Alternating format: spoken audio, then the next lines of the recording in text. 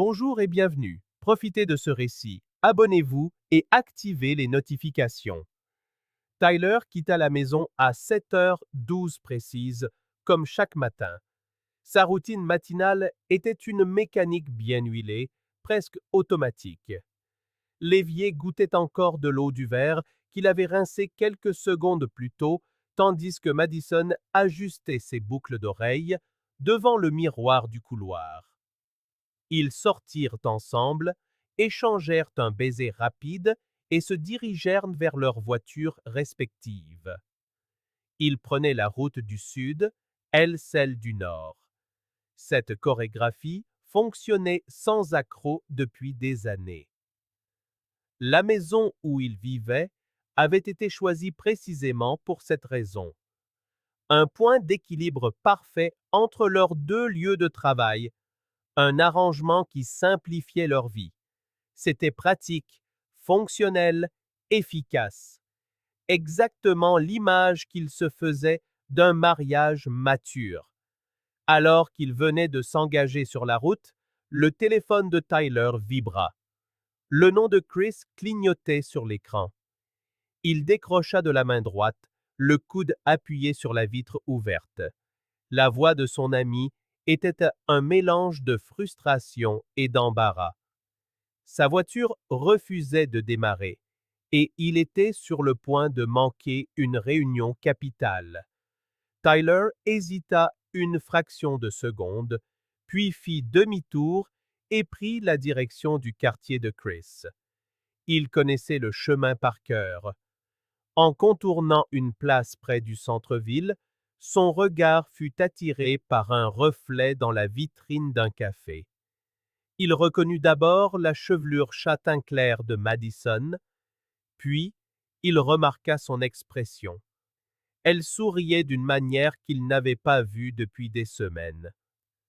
Assis en face d'elle, un homme en costume sombre se penchait par-dessus la table. Le geste de sa main sur le bras de Madison semblait intime, comme celui de quelqu'un qui connaît l'autre par cœur. C'était Charles Whitman, son patron. L'estomac de Tyler se noua. Il écrasa la pédale de frein avec une violence soudaine. Derrière lui, les klaxons protestèrent, mais il les entendait à peine. Son esprit cherchait désespérément une explication rationnelle. Une simple conversation de travail, une coïncidence, un café rapide. Mais la façon dont elle riait, la manière dont il la regardait, tout criait qu'il se passait quelque chose de plus. Tyler repéra une place de parking étroite dans une rue adjacente. Sans réfléchir, il manœuvra rapidement, se gara et sortit de sa voiture. Sa respiration était courte, comme s'il se préparait à un impact. Il tourna au coin de la rue à pied, se faufilant entre les passants pressés, inconscient du drame qui se jouait. Son cœur battait la chamade, non par peur de la réponse, mais parce qu'au fond de lui, il savait déjà. Lorsqu'il poussa la porte du café, Charles était debout, sortant son portefeuille. Il réglait l'addition comme si cette rencontre était parfaitement normale. Tyler s'arrêta un instant, observant la scène. Madison l'aperçut et se figea. Ses yeux cherchèrent les siens, mais n'y trouvèrent aucun réconfort, seulement le poids d'une question muette. Sa voix sortit, tremblante. « Qu'est-ce que tu fais là ?»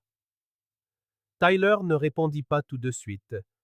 Il prit une profonde inspiration, se frottant le front comme pour mettre de l'ordre dans ses pensées. Il lui expliqua l'appel de Chris, la panne de voiture, le demi-tour inattendu. Et comment, sur le chemin, il les avait vus.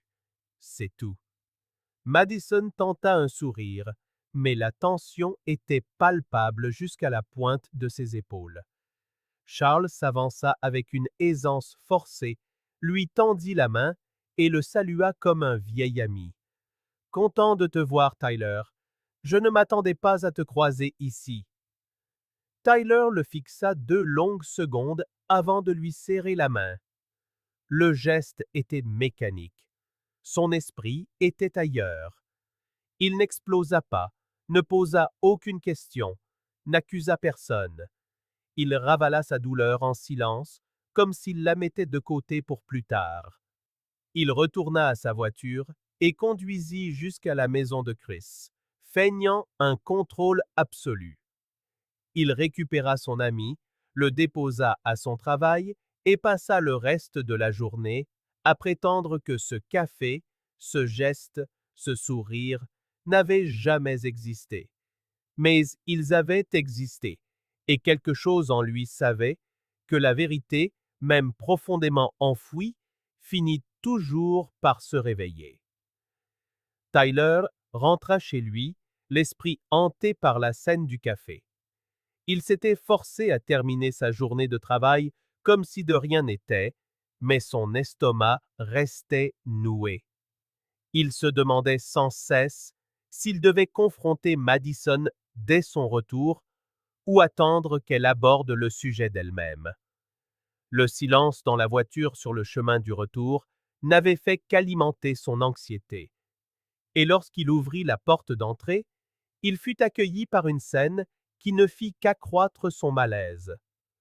La table était dressée avec plus de soin que d'habitude. La vaisselle des grandes occasions était disposée sur la nappe, accompagnée du vin qu'il aimait et du plat qu'elle savait cuisiner à la perfection.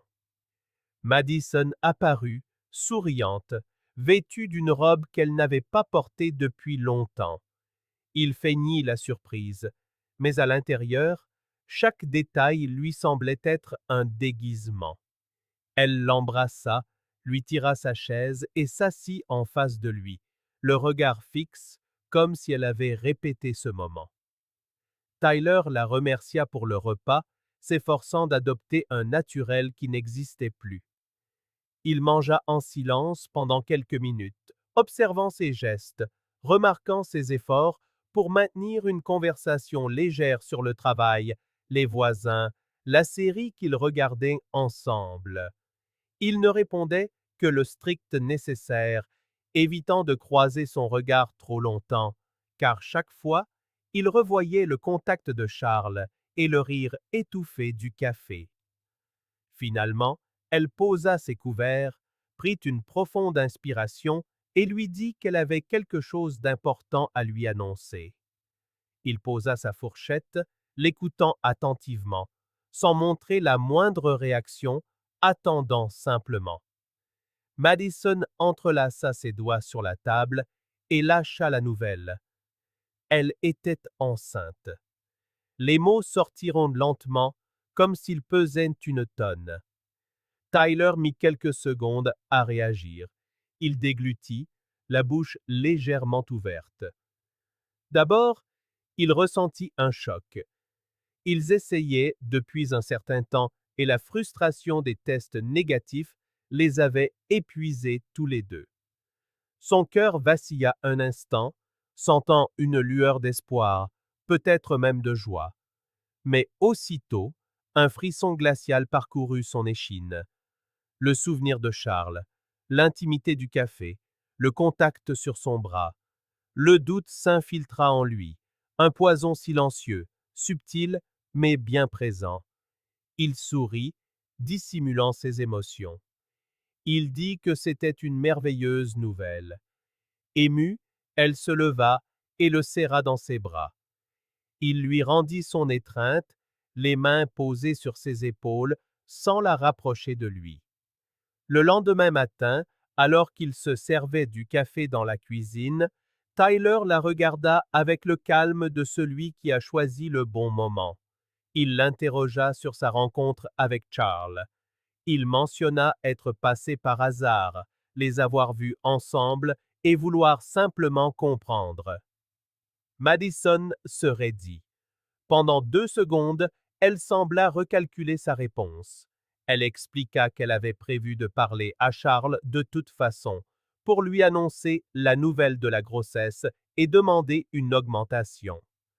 Elle argua que cette nouvelle changeait beaucoup de choses, qu'elle avait besoin de stabilité et que son patron s'était montré compréhensif.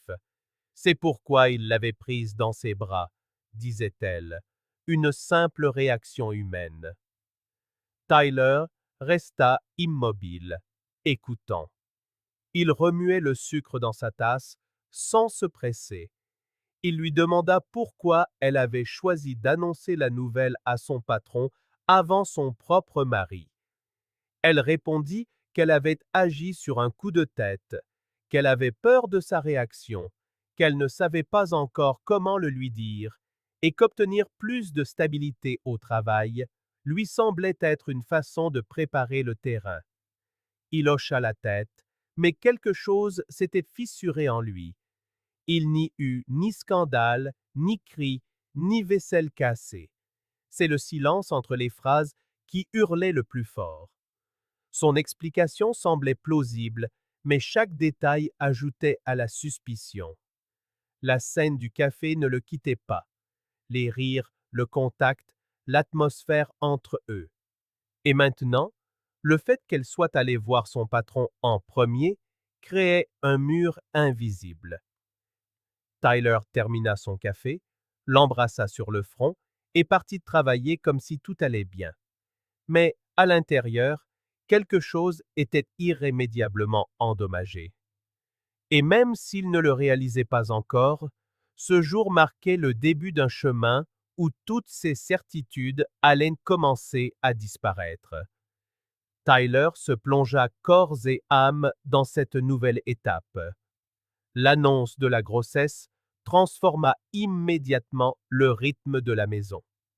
Il se levait plus tôt pour préparer le petit déjeuner de Madison, assistait à chaque rendez-vous médical avec une attention joyeuse, enregistrait les battements de cœur du bébé, conservait précieusement les échographies et parlait de l'enfant avec enthousiasme à ses amis. Chaque fois que Madison sentait des premiers coups, il posait sa main sur son ventre comme si c'était la première fois. Ils achetèrent des vêtements, décorèrent la chambre du bébé avec soin et discutèrent de prénoms jusque tard dans la nuit, riant et faisant des projets d'avenir. C'était comme s'ils redécouvraient leur complicité, cette fois en tant que futurs parents. Leur routine tournait autour de cette attente. Tyler lisait des livres sur la paternité, apprenait les techniques pour changer les couches et s'inscrivait à un cours de secourisme. Madison, malgré une fatigue propre à la grossesse, restait souriante et sereine. L'ambiance entre eux était devenue plus légère, plus unie. La famille et les amis disaient que ce bébé était déjà profondément aimé avant même sa naissance. Une lueur particulière brillait dans les yeux de Tyler chaque fois qu'il parlait de son fils. Dans les dernières semaines de la grossesse, il réorganisa ses horaires de travail pour être plus présent. Tout tournait autour de l'arrivée du bébé. C'était le moment le plus attendu de leur vie. Noah naquit par un après-midi calme, sans complications. Lorsque le médecin plaça le bébé dans ses bras, Tyler ressentit une émotion dont il ignorait l'existence. Le cri de Noah résonna comme un appel direct au centre de sa poitrine. Le garçon était petit, délicat, et se recroquevillait au moindre bruit fort. Mais lorsqu'il entendait la voix de Tyler, il se calmait. Ses yeux, encore mi-clos, semblaient reconnaître sa présence et dans cet instant, il n'y avait plus de doute, plus de douleur, plus de suspicion. Seulement de l'amour. Les journées à la maison furent intenses. Tyler partageait chaque tâche avec Madison. Les nuits où Noah se réveillait en pleurant, c'est lui qui se levait le premier, enveloppait le bébé dans une couverture et marchait avec lui dans la maison jusqu'à ce que le sommeil revienne. Une connexion silencieuse s'était établie entre eux. Noah dormait mieux contre le torse de Tyler que n'importe où ailleurs. Pendant le bain, Tyler lui chantait des chansons comme si le monde entier était contenu entre ces quatre murs. Il se mit à mémoriser les habitudes de Noah, ses regards, sa façon de froncer le nez avant d'éternuer. C'était comme apprendre une nouvelle langue et il était déterminé à la maîtriser. Le temps passa et le bébé grandit. Lentement, les traits de son visage commencèrent à se dessiner. Tyler s'amusait à deviner si Noah tiendrait de lui son sourire, ses yeux ou la forme de son visage. Il prenait des photos, comparant le bébé à ses propres parents, à ses frères et ses sœurs, et même à lui-même enfant. Les visiteurs remarquaient que Noah avait l'air différent, mais personne ne précisait de qui. Tyler riait, changeait de sujet et disait qu'il était encore trop tôt pour le dire. Cependant, avec le temps, certains traits commencèrent à se démarquer. La forme des yeux, la ligne de la mâchoire, le contour du nez. Ils ne lui ressemblaient pas. Cette prise de conscience commença doucement, plantée involontairement, mais elle ne tarda pas à grandir. Dans les moments de solitude avec son fils dans les bras, la pensée refaisait surface sans y être invitée.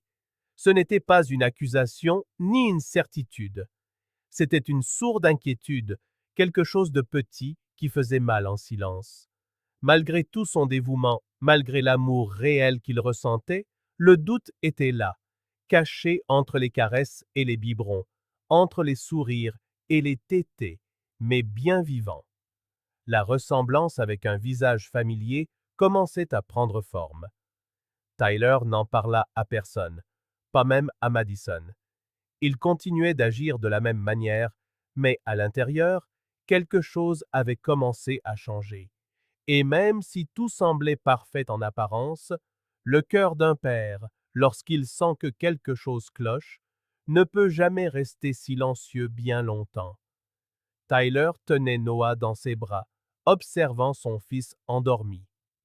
Le doux ronflement, la respiration calme, les mouvements subtils de ses mains pendant ses rêves, tout était si petit, si innocent, mais à l'intérieur, sa poitrine était oppressée. Les traits de Noah continuaient d'évoluer, mais au lieu de rapprocher le père et le fils, il les éloignait. C'était comme assembler un puzzle avec les pièces d'une autre boîte. Il comparait de vieilles photos, revoyait des vidéos d'enfance, analysait les traits, cherchait des signes. Ce qui n'était autrefois qu'une inquiétude ressemblait maintenant à une quasi-certitude, et avec cette certitude venait un poids immense. Il aimait cet enfant, c'était indéniable, mais l'amour qu'il portait à Noah coexistait désormais avec une douleur nouvelle et inconnue, le sentiment de vivre dans un mensonge. Madison continuait d'agir comme si de rien n'était, affectueuse, dévouée, aimante. Tyler observait attentivement chacun de ses gestes, ses regards, ses paroles, ses silences.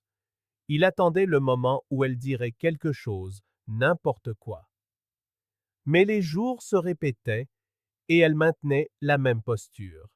Il se mit à mal dormir, évitant de rester seul avec ses pensées, tout en ayant besoin de silence pour réfléchir.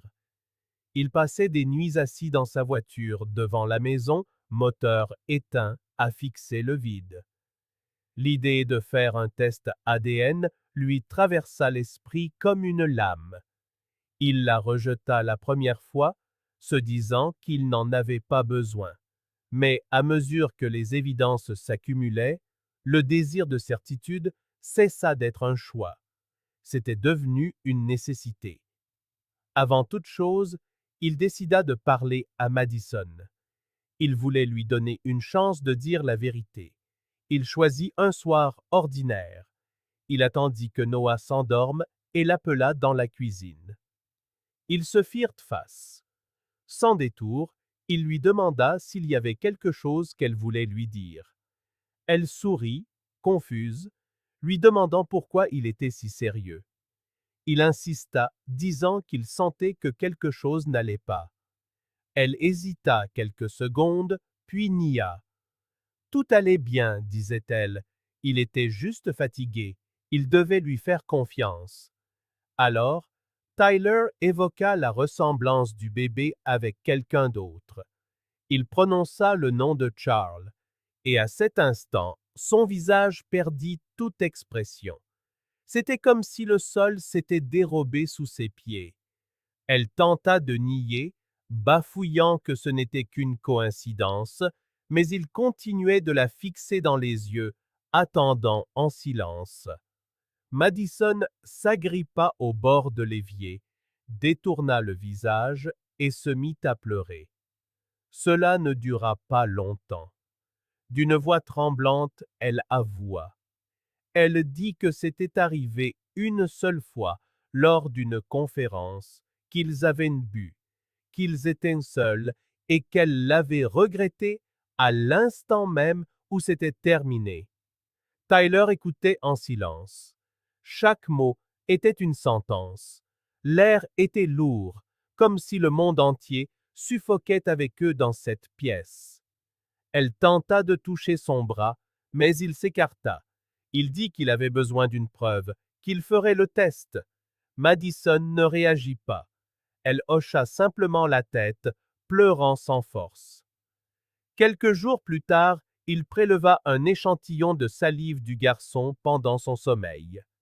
Il apporta le matériel à une clinique et attendit les résultats avec une angoisse qui ne tenait plus en lui. Quand il reçut l'enveloppe, ses mains tremblaient. Le monde autour de lui semblait silencieux. Il l'ouvrit avec précaution, lisant les mots imprimés qui résonnaient comme des cris dans son âme. La probabilité de paternité était de 0. Tyler sentit son corps s'effondrer. Il s'assit sur le sol du garage, tenant le papier, essayant de comprendre comment il en était arrivé là. La douleur était brute. Une année entière à croire, à élever, à tout donner. Une année entière à appeler quelqu'un son fils, alors que l'enfant n'avait jamais été le sien. Mais le garçon était innocent. Tyler le savait. Ce n'était pas la faute de Noah, mais il ne se voyait plus vivre cette vie. Il ne savait pas s'il devait monter et tout lui dire, ou simplement faire une valise et partir sans un mot. Sa tête tournait. Son estomac se tordait. Quand il entra enfin dans la maison, tout était calme. Madison dormait sur le canapé, la télévision à faible volume, épuisé par sa journée avec Noah. Il ne dit rien. Il se dirigea vers la chambre du garçon et resta là à regarder son fils dormir. Il essayait de relier tout ce qu'il avait vécu avec l'enfant à la nouvelle vérité qu'il portait désormais. C'était confus et cruel. Le lendemain matin, Madison apparut dans la cuisine sans un mot. Ses yeux étaient gonflés, son visage tendu. Tyler était déjà là, debout près du comptoir, l'enveloppe ouverte sur la table. Elle regarda le papier, puis le regarda lui. Pas de question, juste le silence. Puis elle prit une profonde inspiration, s'assit lentement et dit d'une voix basse et rauque, « Les résultats sont arrivés ?» Tyler hocha la tête. Elle n'essaya pas de nier. La vérité était là, exposée et crue. Elle passa les mains dans ses cheveux comme pour trouver de la force dans un geste automatique, puis dit tout d'un trait, sans hésitation. C'était une seule fois. Je l'ai regretté au même moment. J'avais peur, Tyler, peur de te perdre. Et quand j'ai découvert que j'étais enceinte, j'ai voulu croire que c'était le tien. Il ne répondit pas immédiatement. Il se tenait droit, mais brisé à l'intérieur. Il croisa les bras, gardant son regard sur elle, et dit sans élever la voix, « Tu as eu 9 mois pour me le dire, et une autre année après ça. Tu as eu toutes les occasions, mais tu as choisi le silence. » Elle essaya de s'approcher, mais il recula. Il attrapa le sac à dos qu'il avait préparé avant qu'elle ne se réveille, mit son portefeuille dans sa poche et dit, sans colère, juste avec une finalité glaciale. Je pars maintenant. Je reviendrai un autre jour chercher le reste. Et avant qu'elle ne puisse dire quoi que ce soit, il ouvrit la porte et sortit, laissant derrière lui non seulement une maison, mais tout ce qu'il avait un jour cru être vrai. Il se rendit directement à un hôtel. Il y passa la journée à essayer de dormir, sans y parvenir. Il garda son téléphone en mode avion. Le lendemain, les yeux cernés et le visage épuisé, il se rendit chez un avocat recommandé par un vieil ami d'université. Il s'assit en face du professionnel, lui remit tous les documents, montra les messages, les photos, les reçus et exposa chaque détail, de la grossesse au test de paternité. L'avocat écouta attentivement et, à la fin, déclara que le dossier était solide, qu'il y avait des motifs clairs non seulement pour une action en justice pour fraude, dommages moraux et aliénation parentale, mais aussi la possibilité d'impliquer son patron, Charles, pour comportement inapproprié et abus d'autorité sur le lieu de travail. Tyler accepta de poursuivre les deux actions. Ce n'était pas une seule plainte, mais deux. Une contre Madison, une contre Charles et la clinique. L'avocat lui conseilla de rassembler davantage de preuves de leur relation, d'anciens emails, des relevés de voyage, des activités financières. En quelques jours, les documents furent organisés et les deux poursuites engagées. Mais l'histoire fuita avant la première audience. Quelqu'un du palais de justice, peut-être un employé, peut-être quelqu'un du cabinet d'avocats, publia les documents sur des groupes de réseaux sociaux et bientôt l'histoire se répandit. Des sites d'information commencèrent à publier des titres sur l'ingénieur trahi qui découvrait la vérité grâce à un test ADN et sur l'employée tombée enceinte de son patron et qu'il avait caché à son mari. La communauté était sous le choc. Madison perdit son emploi à la clinique. Le réseau propriétaire de l'établissement lança une enquête interne et, quelques jours plus tard, suspendit Charles de ses fonctions de direction en disgrâce. Il fut démis du conseil d'administration et sa licence professionnelle fut gelée en attendant les décisions du comité d'éthique. Tous deux furent soumis à une intense exposition publique. Madison commença à être évité même par ses anciens amis proches. Tyler, de son côté, fut approché par des voisins, des collègues et même des inconnus lui offrant leur soutien ou demandant des interviews, ce qu'il déclina systématiquement. Il s'isola complètement, évitant de lire les commentaires ou de s'impliquer dans toute forme d'attention publique. Il se concentra sur une seule chose: clore ce chapitre avec la dignité qui lui restait. Il assista à chaque audience, la tête toujours haute, mais le regard lourd de celui qui avait perdu quelque chose d'irremplaçable. Lorsque le juge prononça le verdict, un silence de plomb s'abattit sur la salle. Le magistrat reconnut le préjudice émotionnel irréversible, la tromperie sentimentale délibérée, le tort psychologique et l'humiliation publique. Tyler se vit accorder 750 000 $ de dédommagement. Le tribunal recommanda également que le cas de Charles soit transmis au comité d'éthique professionnelle de l'État, avec un risque de révocation permanente de sa licence. Tyler écouta la décision sans aucun soulagement. Il remercia sobrement la cour, signa les documents et partit, sans jamais se retourner. C'était une fin nécessaire, mais en rien une victoire. Cette nuit-là, il retourna à l'ancienne maison pour la toute dernière fois. Sans un regard, ni un mot pour Madison, il se dirigea directement vers la chambre de Noah. Le petit garçon dormait. La pièce sentait encore le bébé.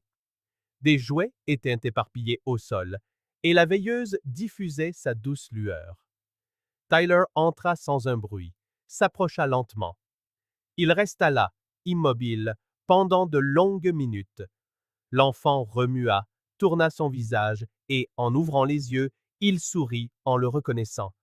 Il tendit les bras et murmura « Papa ». Ce mot, qu'il avait attendu des mois, le déchira de l'intérieur. Tyler s'agenouilla près du berceau, posa doucement sa main sur la poitrine du petit garçon et pleura en silence. Il déposa un baiser léger sur son front et chuchota « Tu seras toujours aimé, mais je dois m'en aller. » Merci d'avoir regardé cette vidéo. Si elle vous a plu, n'oubliez pas de vous abonner à la chaîne et d'activer les notifications pour ne manquer aucune nouveauté. À la prochaine!